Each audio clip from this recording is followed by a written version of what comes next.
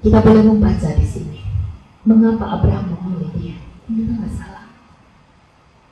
Hamba ini memang memiliki hati yang luar biasa. Nggak diceritain dan saya nggak mau tambahin apakah hamba ini ikut dengan imannya Abraham. Tapi yang jelas yang dicatat di sini, dia berdoa, ya Yahweh Elohim Tuanku Abraham, aku mohon buatlah terjadi di hadapanku pada hari ini dan lakukanlah kebaikan kepada Tuanku Abraham. Dia mengikut sertakan pribadi yang dia tahu telah memberkati Abraham di sepanjang kehidupannya ketika dia hidup bersama Abraham. Dia lihat bagaimana Abraham mempersembahkan persembahan-persembahannya. Dia lihat bagaimana Abraham membangun mezbah bagi Tuhannya. Dan dia percaya. Dan dia menarik kuasa Yahweh untuk turut bekerja di dalam misi yang sedang dipercayakan kepadanya. Saudara, kalau kita baca ayat selanjutnya, ayat yang ke-15 sampai ayat ke-66, saudara bisa baca nanti di rumah. Saudara akan ketahui bagaimana mujizat terjadi ketika dia mulai melakukan apa yang dipercayakan untuk dia kerjakan dalam misi itu. Ini berbicara dengan apa? Ini berbicara satu keajaiban, satu mujizat, satu pernyataan kebesaran Yahweh. Itu nggak semata-mata tergantung dari siapa yang mau melakukannya, tergantung dari kebesaran Yahweh yang luar biasa. Ini tergantung dari kebesaran Yahweh yang luar biasa. Yahweh menjadi subjek atas apa yang dia mau kerjakan. Dari pengajaran pagi ini, kita ambil di dalam Kejadian 24 ayat 1-66. Saudara akan belajar bahwa kalau Yahweh menetapkan sesuatu di dalam kehidupan orang percaya, nggak ada yang bisa larang, nggak ada yang bisa halangi, nggak ada yang bisa ganggu. Itu akan terjadi bagaimana caranya. Sekarang masalahnya, lalu untuk apa kita semakin dekat dengan Yahweh? Untuk apa kita semakin bersungguh-sungguh dengan Yahweh? Untuk apa kita semakin mempelajari dan mau dibawa dituntun untuk masuk di dalam jalan rencana? Jawabannya, jangan buat hidupmu semakin menjadi susah terlalu lama. Jangan buat hidupmu berputar-putar terlalu lama. Jangan buat rencana Yahweh menjadi terlalu lama kau nikmati di dalam kehidupanmu, hanya karena kebodohan dan kesalahan kita sendiri. Jadilah seperti hamba Abraham ini. Dia dipanggil sama Abraham, dia ditantang untuk bersumpah, dia punya kekhawatiran, dia punya dugaan, dia tinggal ungkapkan sama Abraham. Lalu Abraham bilang, iya kalau anak itu, gadis itu gak mau dibawa ke negeriku, udah selesai sumpahku, kamu bebas dari itu. Ini berbicara tentang apa? Segala hal yang kita khawatirkan, segala hal yang kita duga tidak akan terjadi, kita cukup komunikasikan, saudara. Setelah itu, kita cukup punya kerendahan hati di hadapan Yahweh. Yahweh, aku melakukan ini. Lakukan dengan segenap hati, lakukan dengan segenap cinta, lakukan dengan segenap integritas, lakukan dengan segenap yang kita bisa lakukan. Selebihnya, itu urusan Yahweh. Saudara dengar baik-baik pada pagi ini. Jika saudara sudah baca firman, saudara tahu kebenaran, saudara minta kekuatan dan penghiburan dari Yahweh, saudara kerjakan. Apapun yang terjadi, itu bukan urusanmu, itu urusan Yahweh. Kalau pada pagi ini kita boleh belajar tanamkan di dalam hidup, roh dan pribadi kita. Masalahku boleh besar, tetapi Yahwehku jauh lebih besar. Ini harus menjadi dasar iman kita. Ini harus menjadi dasar kepercayaan kita. Dan sebabnya kita bisa percaya bahwa dia mati di kayu salib. Itu masalah buat otak dan akalku. Itu masalah untuk cara berpikirku yang terbatas ini. Bagaimana mungkin seorang pribadi Tuhan yang maha kuasa tidak mampu untuk turun dari salib itu? Mengapa mesti memilih bangkit pada hari yang ketiga? Itu masalah besar bagi kita sebagai manusia. Jadi kalau kita bangun prinsip iman kita, apa yang terlalu besar bagiku, itu gak ada apa-apanya dengan kebesaran Tuhanku. Selesai. Saudara, apa yang menjadi masalah kita dalam hidup kita sekarang? Problem apa yang terbesar dalam hidup kita? Mari bawa semuanya, baca firman-Nya, renungkan. Kau tahu, kau diberikan kebenaran, kau dituntut, kau harus lakukan ini, lakukan ini, lakukan ini, lakukan. Lakukan dengan penuh cinta, lakukan dengan penuh ketaatan, lakukan karena aku mau melakukan ini untukmu Tuhan.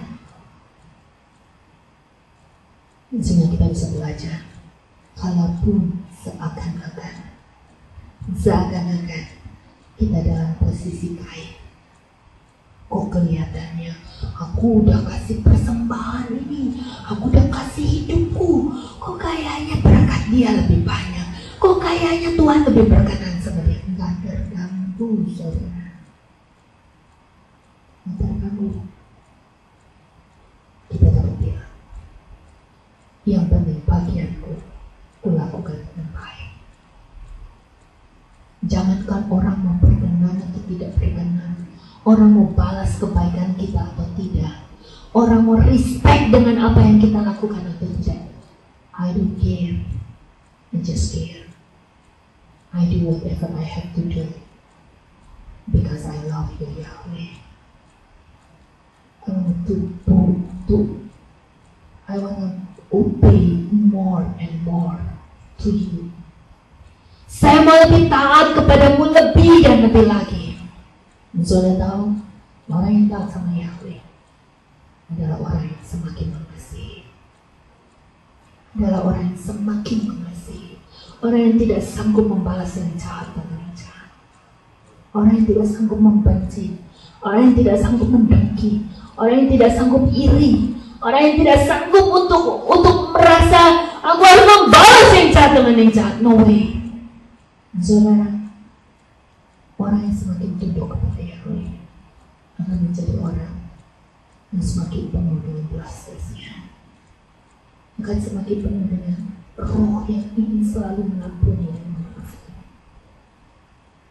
Ya sebabnya orang yang semakin mengasihi Yahweh akan menjadi orang yang semakin berbahagia di sepanjang kehidupannya.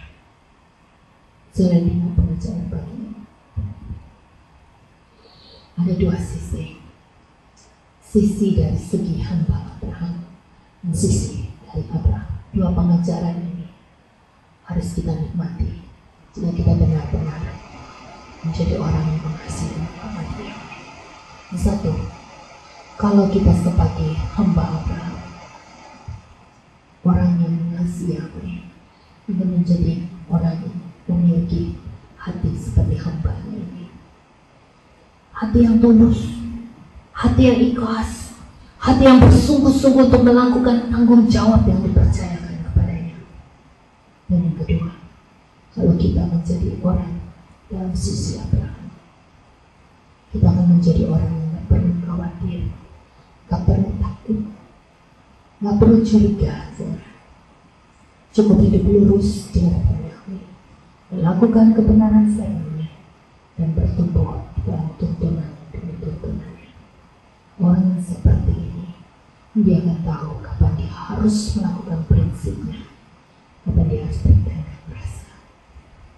Ya sebabnya saudara, jangan pernah pelita-pelita, jangan pernah menye-menye, jangan pernah bimbang kesana dan kemari. Kalau engkau pernah sungguh-sungguh minta untuk tinggal di negara ini, pegang janjinya. Kemanapun dia membawamu, dia bertanggung jawab atas hidupmu. Jangan pernah lagi lihat ke belakang. Seperti istri Lot, dia menjadi tiang garam. Mari bersungguh-sungguh dengan Yahweh. Ingat ketika engkau meminta sesuatu kepada Dia, dan pertanggungjawabkan semua yang Dia sudah percayakan kepadamu. Kalau kau pernah minta sungguh-sungguh untuk tinggal di negara ini, Yahweh memberikan engkau kesempatan untuk tinggal di negara ini. Jadilah berkat, dan jangan cuma mau enak saja. Jadilah berkat, bersungguh-sungguhlah dengan Dia, lakukan yang terbaik sebagai warga negara yang baik di negara ini. Bekerja dengan baik, bersungguh-sungguh berdoa bagi negara ini, bersungguh-sungguh untuk menjadi berkat di tengah-tengah, di tempat Yahweh menempatkan kita hidup dan diberkati dan menjadi berkat. Jika itu yang menjadi impianmu, jika itu yang menjadi goal hidupmu, jika itu yang menjadi kerinduanmu, jika engkau bersungguh-sungguh dengan Yahweh, mari angkat tanganmu. Mari kita izinkan Yahweh memantapkan, memberikan kita jalan keluar, memberikan kita kepekaan untuk apa yang Dia mau percayakan dalam hidup kita. Haleluya. Amin. Mari kita berdoa. Bapa di dalam Yahweh, Kau luar biasa di dalam kehidupan kami. Kau pribadi yang luar biasa Bapa. Kau pribadi yang dahsyat. Kau yang mengubah, memulihkan kehidupan kami. Bukan menjadi orang yang pelintat-pelintut, bukan menjadi orang yang menyek-menyek, bukan menjadi orang yang bimbang, melainkan orang yang punya prinsip, punya dedikasi, punya prinsip hidup. Bahwa jika Engkau memimpin kehidupan kami, Engkau tidak pernah memimpin dengan asal-asalan.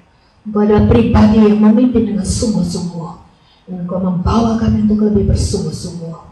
Bapa, sungguh kami tidak pernah mengerti akan apa yang kami mau, tapi Engkau tahu apa yang terbaik dalam hidup kami. Jika Engkau bawa kami ke negara ini, Engkau punya maksud dalam setiap kehidupan kami. Jika kami harus tinggal di sini, menjadi bagian dari negara ini, hamba-Mu berdoa di dalam nama Yesus Mesias. Tanamkan itu di dalam roh anak-anak-Mu. Jika ini bukan tempat yang Engkau mau pakai untuk kami hidup dan melayani Engkau di tempat ini, bawa kami pulang Bapa. Jangan permalukan kami. Jika Engkau punya rencana indah sebelumnya kami tidak mengerti, mari Roh Kudus, Engkau buka pintu-pintu yang tertutup. Engkau bawa anak-anak-Mu untuk menemukan goal penciptaan-Mu dalam hidup mereka. Engkau tidak pernah gagal. Engkau tidak pernah gagal. Engkau tidak pernah gagal Bapa. Engkau bertanggung jawab terhadap hidup anak-anak-Mu. Engkau berdoa di dalam nama Yesus Mesias. Tanggal 19, sahabatku akan datang untuk memenuhi panggilan-Mu. Jika Engkau berkenan, nyatakan kuasa-Mu, nyatakan keajaiban-Mu. Biarkan Engkau membuka pintu-pintu yang tertutup. Jika Engkau tidak berkenan, bawa dia pulang Bapa. Berkati dia di tempat di mana Engkau tetapkan untuk mereka hidup. Bapa, terima kasih untuk kebaikan-Mu. Jangan bawa kami hidup di dalam kebimbangan. Jangan biarkan kami hidup di dalam segala sesuatu yang tidak memiliki kepastian. Kami tahu dimanapun kami berada, Engkau telah menciptakan kami untuk menjadi berkat bagi sekeliling kami. Kami mohon dengan kerendahan hati kami, Engkau sanggup membukakan apa yang sesungguhnya menjadi bagian di dalam kehidupan kami. Kami berharap hanya kepada-Mu, oleh pembela hidup kami, oleh segala-galanya di dalam kami. Terpujilah Engkau Roh Kudus. Di dalam nama Yesus Mesias, kami berdoa dan mengucap syukur. Haleluya.